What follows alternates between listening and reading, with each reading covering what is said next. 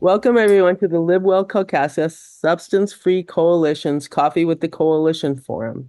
This is an open and informal discussion about substance use disorders and related topics and concerns within the Caucasia community in Northern Michigan. So we would like everybody to introduce yourself and tell us your agency or your organization, or if you're just a community member. John? I am a peer recovery coach with Catholic Human Services and also a community point person. So I'm involved in things out in the community, such as this resource tables, um, and we're trying to get a presentation going at the high schools, but we're just at the beginning stages of that. So, All right, awesome. Awesome. Belinda? I am a community member and a prevention specialist. I've worked closely with Suzanne on and off for the past 5 years. Try to do a lot of volunteering in the community when I can, not just with Live Well, but with other organizations as well. And happy to be back on Coffee with Coalition. All right, thanks. All right. Alexis? I am a 10th grade student council member representing the school here at Kalkaska High School. All right, thanks for being here. And I'm Suzanne Prentice. I am the coordinator and founder of the Live Well Kalkaska Substance Free Coalition and the prevention specialist for Kalkaska County with Catholic Human Services Up North Prevention. And I'd like to introduce our speaker with Donna Norkoli, Regional Planning Manager of District Health Department number 10. Donna's going to be going over navigating the MiThrive data platform for grants and strategic planning, as well as promoting their prioritization event taking place in December. Go ahead, Donna. Hi, everybody. Excited to be here. So this is our MiThrive website. Our MiThrive is a community health assessment that we are working on implementing in 31 counties. You can see on the MiThrive logo, all the counties in blue are the counties that are participating in MiThrive. And it's a partnership between 7 health departments and 4 hospital systems and various other key stakeholders in the community. So this is our data platform. So if you scroll down, what comes up is the first county, Alcona, in alphabetical order, but you don't have to stick with that. You can go to find data or learn more. So if you click on county, and you guys are probably interested in Kalkaska, and then click on an indicator that you want. So there is a health, alcohol, and drug use indicator. There's adults who binge drink. There's adults who drink excessively. Annual opioid hospitalizations, death rate due to drug poisoning, death rate due to opioid-related drug poisoning. There's data from the Michigan Substance Use Vulnerability Index and data on opioid prescriptions dispensed. And those are all for Kalkaska County for the county that you click. So let's just do death rate due. Yeah, because a lot of times we can't get that because there's not enough data or two. Okay. So you can see here that Kalkaska, the death rate is 16.7. So there's a little dashboard indicator there. So compared to Michigan counties, it's the second worst quartile of counties. Counties in the best 50% have a value lower than 15.8, while counties in the worst quartile have a value higher than 26.8. So you can see Michigan is 25.3, but you can see the trend. Your prior value was 5.6, so it's gone up to 16.7. So our county's getting worse. Yep. And you can see the trend line, death rate due to opioid from 2020. The problem is, this data, the most current data we have is 2021. Okay. So, it looks old, but the problem with the data, like even at the state level and to break it down by county level, it's, 2021, 2022 is going to be the most current data probably for most of these indicators. The nice thing is Conduit, when new data comes out, Conduit will automatically update this platform. Yeah, it says last update, May 2023. Right. And so they must not have had any new data in May 2023. Hopefully they'll get an update in 2024 and hopefully it'll go to 2022. So you can see where Kalkaska ranks, Mm. compared to some of the other counties. So you can go on any indicator like this for Kalkaska. The other indicators, if you want health indicators, there's cancer, children's health, diabetes, disabilities. I mean, just like I said, 215 indicators. So, play around with this. There's a lot of information on here. I will go back to, I'd like to have you come and talk to the coalition because this is good information. yeah, I'm going to go back to the first, if I can. It's not going back. Okay. There we go. So if you scroll down again, you can also build a dashboard. So if you click on build a dashboard, you can filter by location. So if you go here, you can pick your county. Again, Kalkaska. And then filter by topics. So if you want health, alcohol, and drug use, you can filter by that topic. You can also filter by population. So if you wanted to know only men or older adults, sometimes that data is not available at the county level, drilled down to population, so you won't always find it.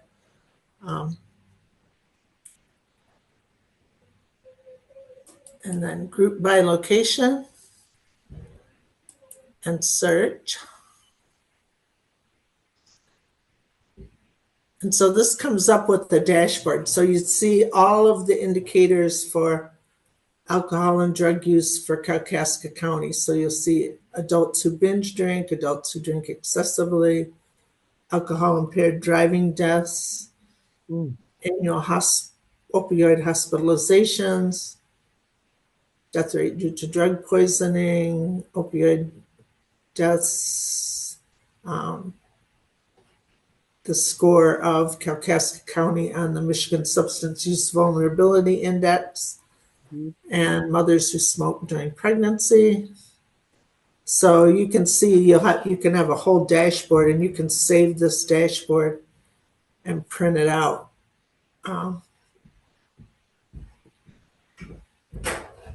So if you want to save a link to this search, you can click save, and it'll save a PDF of this dashboard. So if you wanted to put it in a report or a grant application, you have it.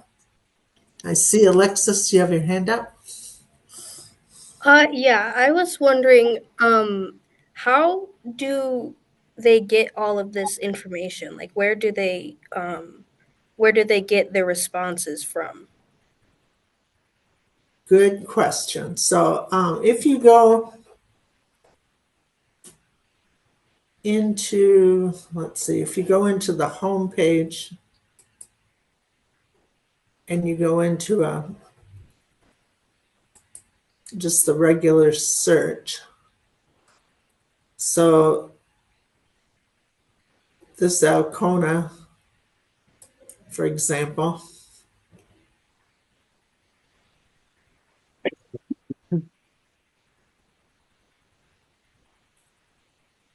the source is CDC Places. So it'll tell you the source where they got the data from. A lot of this is CDC Places. There's demographic data and other data, poverty, and a lot of the disparities and population links that are from the census data. Again, there's the social vulnerability index and the substance use vulnerability index. So once you click on a data indicator and a county, it'll tell you the source. And most of this is national data because the state of Michigan, and this is one of our pet peeves being in rural Michigan, rural counties, and all of our 31 counties are designated as rural. So when the state has a behavioral risk factors surveillance system, and they do every 2 years, they do a behavioral risk factor survey, and they have data by state and by health department region. But when they break it down to county level, a lot of our data is suppressed because they don't get enough sample size.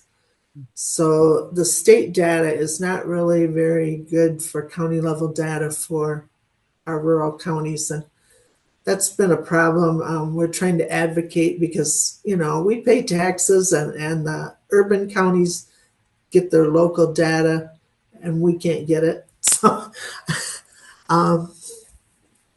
that's just one of the drawbacks. So this data is mostly national, and it's to get enough sample size, it's a 5-year average. So does that answer your question, Alexa? Yes, it does. Okay, thanks. Good question. Any other questions? You can also go down on the dashboard.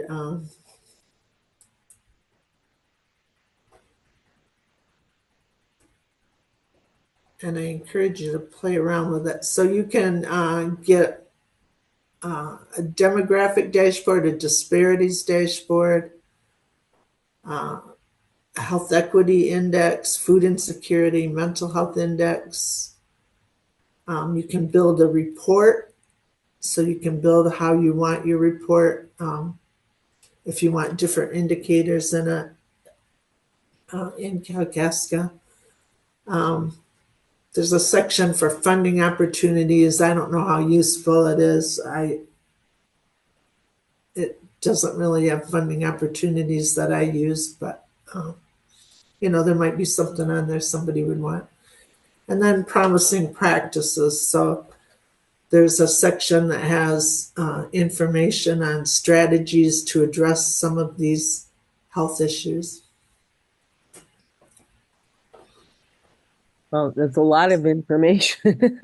Yeah, play around with it. I haven't even had time to really get in there and play around with it, but it has been helpful. Like, for example, we just got a request for proposal from NACHO, the National Association of City and County Health Officials, and it was for suicide prevention. So we looked in here under death by suicide rates, and Manistee County was at 27 and the state's at 14 per 100,000. So, we're using that data to show our need and why we need to focus on Manistee County. So, Yeah. It's hopefully really useful to a lot of people with getting some funding into our communities. Absolutely. So any other questions, comments on this part? No, it's great though. Light bulbs are going on Okay. for next grant writing.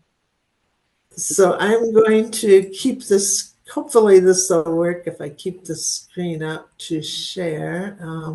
So can people see that PowerPoint? Yes. All right.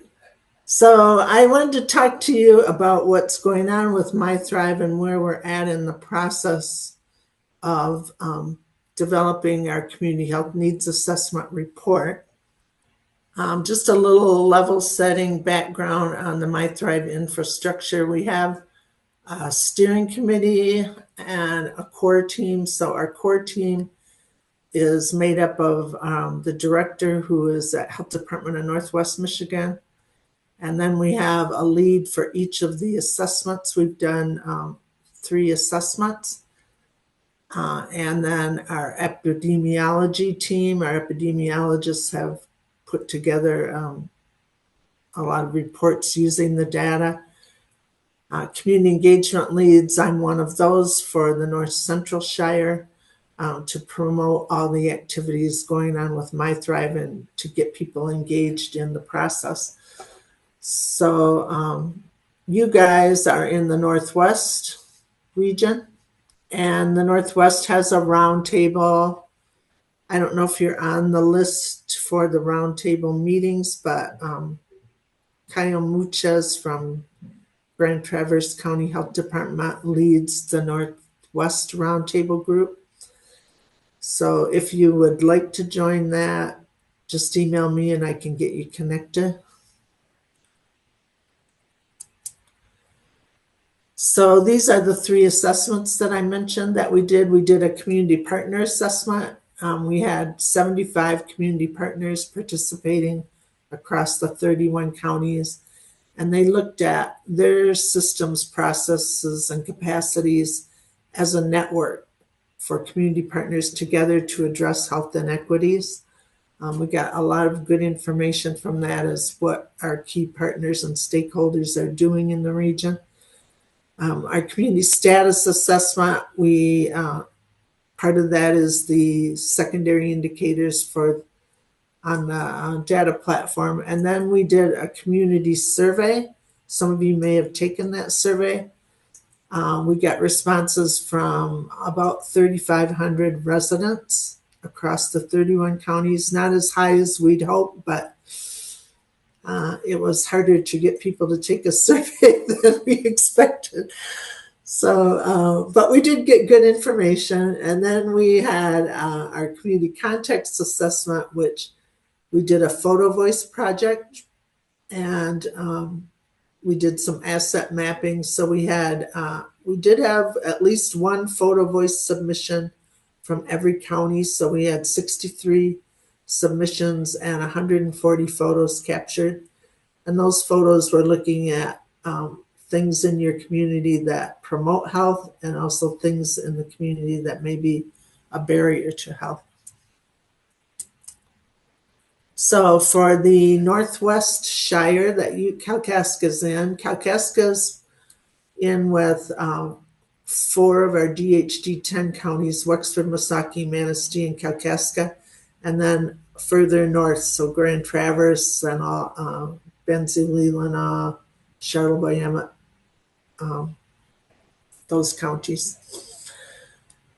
So these were the priority areas from last MiThrive cycle.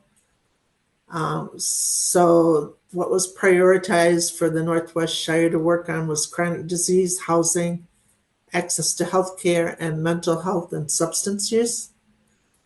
And if you're aware of the Behavioral Health Initiative project that went on, and Suzanne was a valuable key member of our Reduce Stigma Regarding Substance Use Disorder action team. So we accomplished, I think, a whole lot related to, substance use. And there were 10 other action teams working on other aspects like access to care services and workforce development, other other issues. So this time we are selecting some sub-region themes for our prioritization event. So how we did this was the epidemiologist looked at the community survey data. And so they looked at 3 questions that the community responded to. And question 2 was top factors for a thriving. What are your top factors for a thriving community? What are your most important medical concerns in the community? And then what are your most important community concerns in general? And so they organized those options into themes, and they prioritized 9 themes for each shire. Alexis, did you have a question for Donna? It was more of a question about the drug abuse type thing. With the bulletin board that we did here with the survey, was I was more wondering if that was any help or use that you guys were able to use. Oh, for the coalition, absolutely, we'll be able to use that. You're talking about the survey that they did within the school, correct? During Red Ribbon Yeah. Week? Yes, that Yes. will definitely be of importance when we go to get more funding for the coalition and just to get information out. Yep. Yeah, and that's the thing. These surveys and this assessment are not the be-all, end-all. For example, our substance use stigma project, we had survey responses from assessing the public stigma regarding substance use, and we had, I think, 1,300 responses across 10 counties for that survey. And we surveyed healthcare providers, we surveyed law enforcement, and we surveyed people with substance use disorders. So there's a lot of surveys out there that aren't on this data platform that still would be really useful to have. We were hoping to get them on this platform, but we haven't been able to yet. So, but maybe. So these are the themes that we prioritize for the Northwest Shire, that we are going to be making a strategic issue brief for the prioritization event. So you're going to see a brief that includes all the data we collected on economic security. That was number 1. And this was rated on like the responses on the survey that people scored. What are the most important issues? We put them on a grid. And so the ones that are above the line we picked the top 9. So it was economic security, housing, mental health, obesity, safety and well-being, broadband access, education, access to medical care, and environment and infrastructure. And sadly, substance use was number 10, so it just didn't make the cut. But I think these themes are really broad enough that, that you guys could make a case for, access to care. Right. Substance use disorder, there's a lot of barriers to access to care. So And what so seeing a substance use disorder is actually a mental health condition. Why is it not included in mental health? And they separated it out. I don't know. That's the way they separated the questions on the survey. So people picked one or the other instead of both. But yeah. But as I said, I think these are broad enough that, and even economic security and housing are issues, and mental health is an issue that people with substance use disorders are dealing with. So once the needs assessment, we're only going to prioritize 3 or 4 of these. So at the prioritization event, you will get a data brief that's going to show all the data we collected on these themes. And then people will be asked to prioritize using a scoring rubric. And we will pick like the top 4 for each Shire region. So our live data walk event that we're holding for the Northwest Shire is going to be on Wednesday, December 18th from 10 to 12, and it will be virtual. And you'll probably get an invitation from Kyle MCHES. He's going to be sending out invitations, and it'll have a registration link so you can actually register for the data walk event. And we'll walk you through this data. We won't be doing the prioritization at the event. A survey will be coming out, so you'll have time to kind of review and digest the information in the data walk, and you won't have to make a decision right away. And Alexis, do you have a question? So I am not sure if that really if that qualifies to me or not, but due to me being a school email, my email does not receive anything outside of the school organization. Oh, okay. Be able to get the link from me because supposedly my email goes through for students, but we'll work on that. We'll see if it works. Yeah, because we'd love to have the voices of youth. Absolutely. Yeah. Yep. So we'll work on that, Alexis, and make sure that you get updated information when you need it. And I can talk to Miss Short and make sure that your email address, or they can okay certain email addresses to go through to your email. Awesome. We'll get you in there, Suzanne, I'll make sure. We also, if you can't make that one event that day, we're going to hold some office hours where you can join in virtually, and we'll walk you through the data separately. So you can attend any of these office hours. They won't be by region. So we're having one on December 13th, one on December 16th, and one on December 20th. And those will all come out in an email with registration links. So there's more than one opportunity to view the data and receive the survey. But one thing, if you submit the survey, I guess it's going to be honor system, but you will need to have either attended the data walk event or the office hours. Because we don't want people just, oh yeah, I think this is important without seeing the data. And so the priority setting scoring rubric, we haven't finalized it yet, but these are some of the things that we will be scoring on, probably the severity. So the risk of death or illness associated with the problem, and the consequences of not addressing this problem. So that more like the urgency of how urgent is it? Is it an immediate need?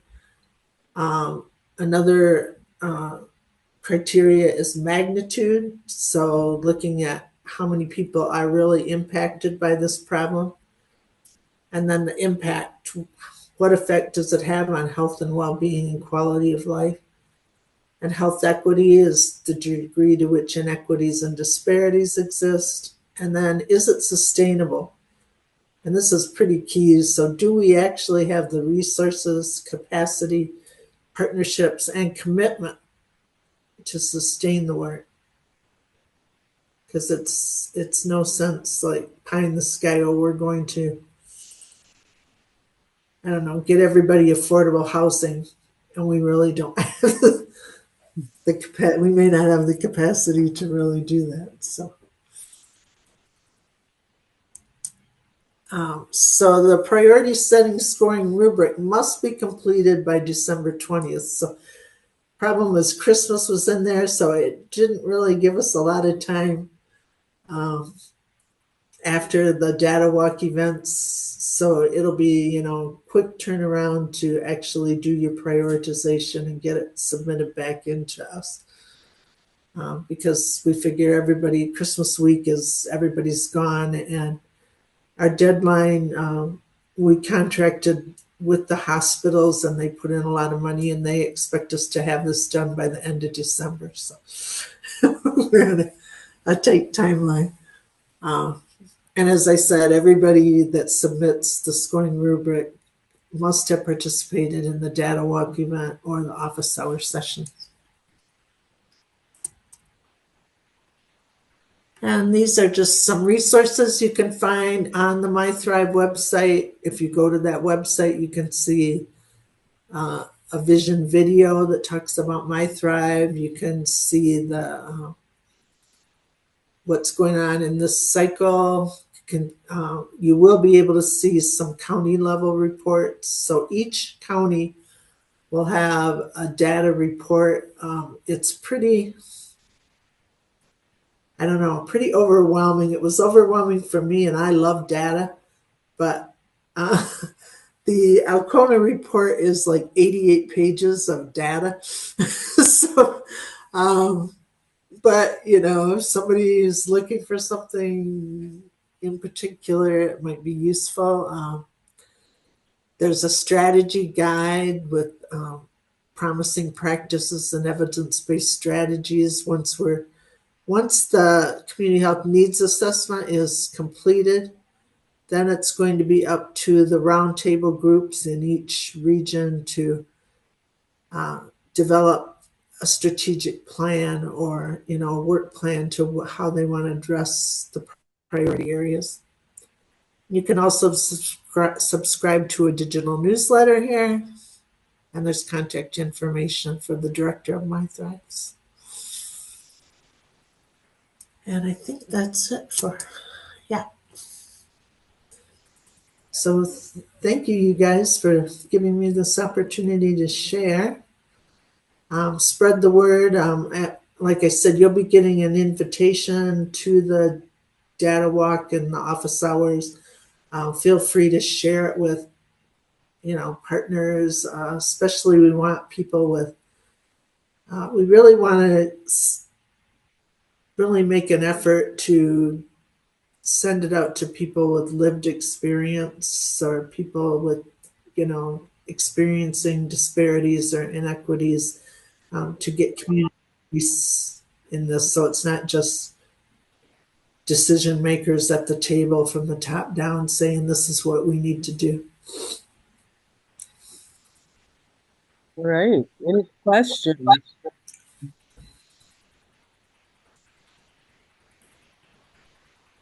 It's a lot of good information, but like you said, it's kind of overwhelming. Well, hopefully the data briefs for the data walk will be, we're going to pare it down to 10 pages. Right. So Nobody has any other questions?